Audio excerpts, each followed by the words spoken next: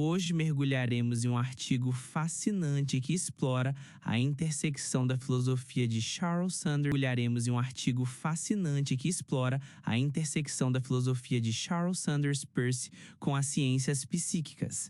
O artigo, intitulado A Mente Expandida do Ponto de Vista Pragmatista, Contribuições da Filosofia de Charles Sanders Peirce para as Ciências Psíquicas, foi escrito por Diego Frank Cavalcante Marques e publicado na revista Cognitio, em 2024. Nossa convidada, Rachel, está aqui para nos guiar por essa análise complexa. Rachel, para começar, o artigo propõe que a filosofia de Peirce pode fornecer uma base robusta para as teorias da mente expandida. Poderia nos contextualizar sobre o que são essas teorias da mente expandida e como elas se diferenciam das abordagens tradicionais da cognição? Com certeza, Jake. As abordagens tradicionais da cognição, inicialmente desenvolvidas por pesquisadores como Simon e Newell, tendiam a restringir a cognição ao cérebro. Elas viam o cérebro como um processador algorítmico, operando com representações simbólicas, quase como um computador com sua própria linguagem interna. Nesse modelo, o ambiente era visto como um elemento passivo, com pouca influência. No entanto, as teorias da mente expandida, como destaca Shapiro em 2011, defendem o oposto. Elas privilegiam a participação ativa dos aspectos ambientais no processo cognitivo. A cognição não está apenas na cabeça, mas se estende ao corpo e ao mundo. É fundamental notar que, para autores como o Clark, a cognição se estende para além dos limites do crânio e da pele. Interessante. Então o cérebro não é o único ator principal. E qual o papel de autores como Andy Clark nesse cenário da mente expandida? Andy Clark é um dos autores mais proeminentes dessa perspectiva constitutiva da mente expandida. Para ele, a apropriação de elementos do ambiente é um aspecto evolutivo crucial que nos ajuda a nos adaptar a ambientes complexos. Ele chega a dizer que o cérebro se torna uma espécie de parasita do ambiente, realizando cópulas ou acoplamentos com elementos externos. Essa ideia de acoplamento externo é, para Clark e Chalmers, em 1998, parte dos recursos cognitivos mais básicos que aplicamos ao mundo. Para essa expansão ocorrer, o cérebro precisa se alinhar com o que ele chama de andaimes, ou scaffolds ambientais, desenvolvendo um esquema de compreensão. À medida que esse esquema avança, novas extensões cognitivas são acopladas ao cérebro e ao restante do corpo. Um exemplo clássico que Clark usa é o de Otto, um paciente com Alzheimer que usa um notebook como extensão de sua memória.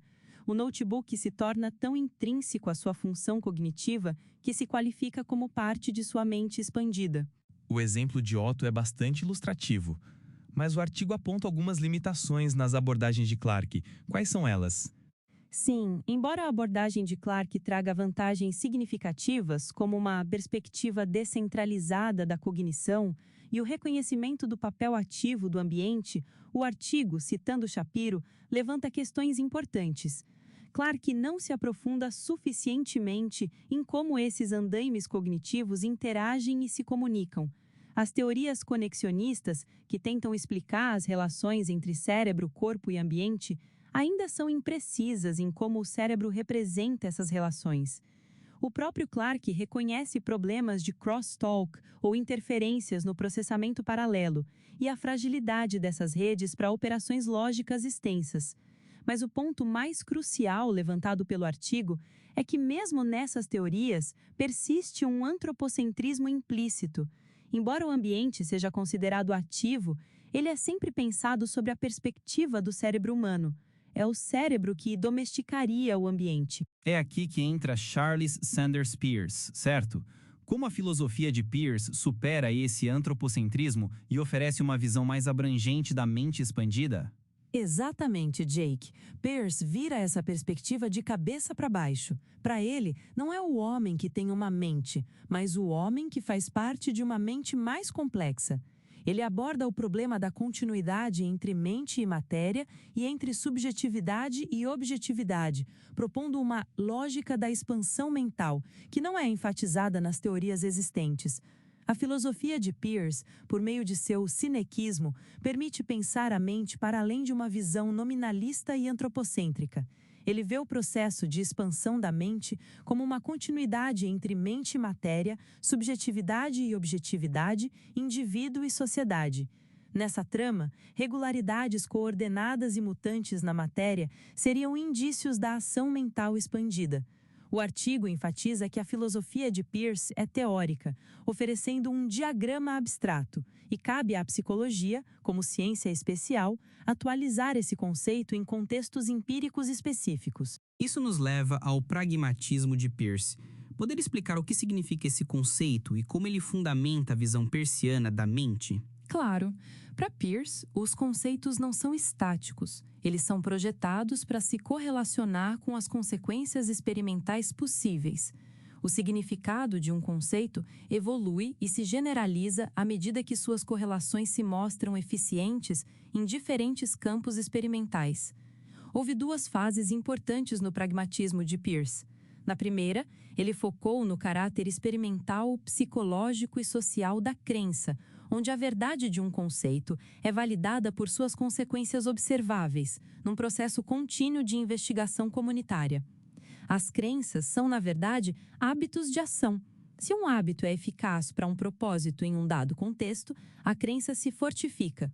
Se não, surge a dúvida, que é um estado de irritação que precipita a investigação para produzir uma nova crença.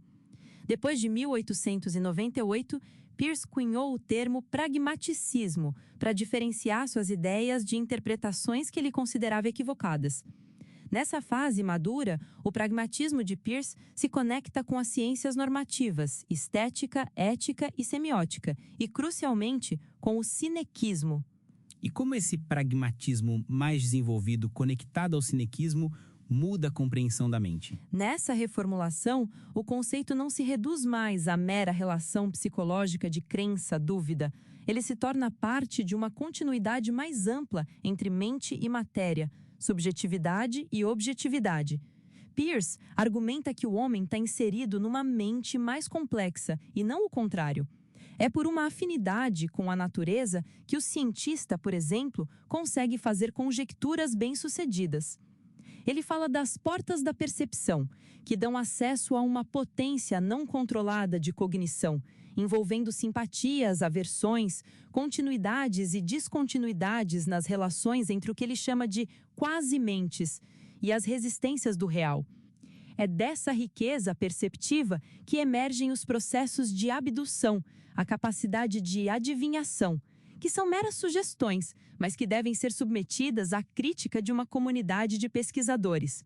Assim, a correlação eficiente entre conceitos e experimentos garante sua validade provisória, e é dessa forma que a ciência se insere no escopo filosófico de Peirce. Então, a mente para Peirce não é algo localizado em um cérebro, mas um processo contínuo e interativo.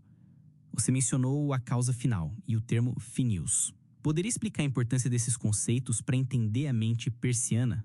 Sim, o artigo destaca que o aspecto básico da mente para Peirce é sua ação por causação final. Essa causa final é um geral, uma potência virtual e contínua, que Peirce chamou de Phineus, para distingui-la de uma teleologia mecanicista. O Phineus é uma potência de excitação que busca a ampliação da razoabilidade, ou seja, a continuidade e diversificação de propósitos diante das experiências irritantes. Um propósito particular é apenas uma atualização provisória dessa causa final mais complexa. A mente é irritada quando um afeto inesperado surge, revelando a incapacidade de um hábito pré-existente de mediar a relação entre o organismo e os afetos. Essa irritação aciona a potência do Phineus, que excita o hábito a buscar uma solução. A essência da racionalidade, para Peirce, reside em ser guiada por essas causas finais que se atualizam em causas eficientes, logicamente associadas à lei da formação de hábitos. A formação e dinamização do hábito são, portanto, signos da potência da causa final. Então, para Peirce, o hábito é a manifestação observável dessa causa final. E como o cinequismo se encaixa na relação entre mente, matéria e hábito? Para Peirce, no ponto de vista cinequista, não há um abismo nominalista subjetivista entre mente e matéria. A matéria é, na verdade, a mente com seus hábitos extremamente enrijecidos, ou seja, há uma continuidade.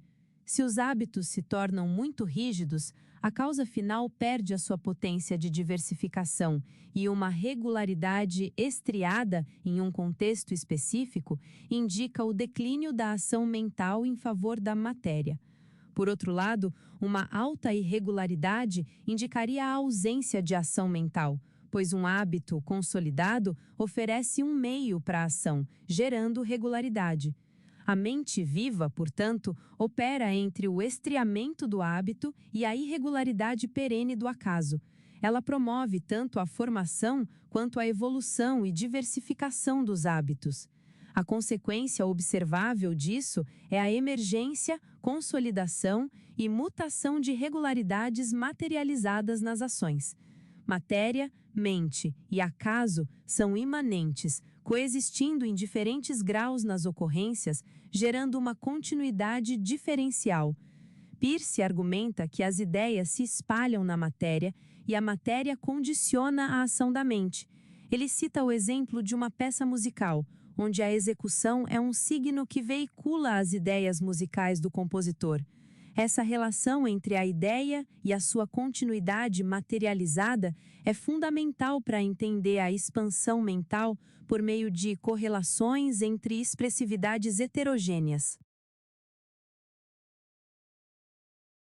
Essa é uma ideia poderosa. A mente não é apenas nossa mente individual, mas uma teia contínua de hábitos e ideias.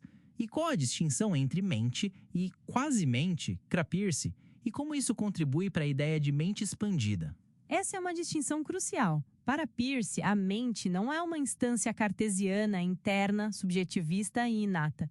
Ele diz que a mente constitui um tipo particular de sujeito que é estranho a uma mera ação individual. A mente é agenciada, ou seja, pensada como um acoplamento entre hábitos que ele chama de quase-mentes, materializadas e intensivas, guiadas por tensões específicas. Uma quase-mente, ou cognição, é a atualização da mente em uma materialidade ou organismo específico, com um quase-propósito singular. A mente, por outro lado, é um agenciamento entre essas quase-mentes que acopla mediações e propósitos heterogêneos, gerando um processo de cognição distribuída e coordenada. É nesse sentido que a quase-mente de um ser humano faz parte de uma mente muito mais complexa. Como Peirce escreve, assim como dizemos que um corpo está em movimento e não que o movimento está num corpo, devemos dizer que estamos em pensamento e não que pensamentos estão em nós. Quando quase-mentes começam a cofuncionar, emerge um processo de expansão mental e elas passam a fazer parte de um mesmo interpretante, formando um amálgama de quase-mentes. A coordenação de ideias e hábitos gera, então, a expansão da mente em graus diversos de complexidade. É uma visão radicalmente diferente do que tradicionalmente entendemos por mente. Agora, para as considerações finais do artigo, como essa filosofia de Peirce pode realmente contribuir para as ciências psíquicas, em especial a psicologia? O artigo ressalta que um dos propósitos da filosofia de Peirce é justamente trazer o rigor e a experimentação científica para o seu escopo. Ele estrutura o conhecimento em 3 níveis de abstração: matemática, filosofia e ciências especiais. As ciências especiais, como a psicologia, operam em campos de observação mais delimitados e precisam endossar explicações que vão além de seus métodos de trabalho, ou seja, precisam dos conceitos filosóficos. Peirce via a psicologia como uma ciência especial da mente, investigando experimentalmente a ação da mente em contextos específicos. O conceito de mente expandida de Peirce pode, portanto, oferecer os princípios gerais que a psicologia precisa, mas não pode provar por si mesma. Em suma, a lei universal da mente é a causação final, uma potência excipatória em busca de ordem. A mente é intensiva, interativa e expandida, dinamizada pela desordem na relação com a alteridade. Essa excitação se resolve quando a mente desenvolve hábitos que mediam a relação com essa alteridade, integrando-a ao agenciamento mental. O resultado experimental da ação da mente é, então, a formação e diversificação de regularidades materializadas e orquestradas. Então, para um psicólogo investigar essa mente expandida, quais seriam as questões-chave que o artigo propõe? O artigo sugere um diagrama para investigação. Um cientista da psique deveria criar condições experimentais para observar a mente expandida, fazendo perguntas como: quais regularidades ou quase mentes orquestradas são observáveis? De quais contextos elas emergem? Quais quase finalidades estão associadas a essas regularidades?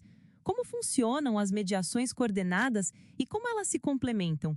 E quais as variações de regularidades e que consequências elas geram para o agenciamento mental?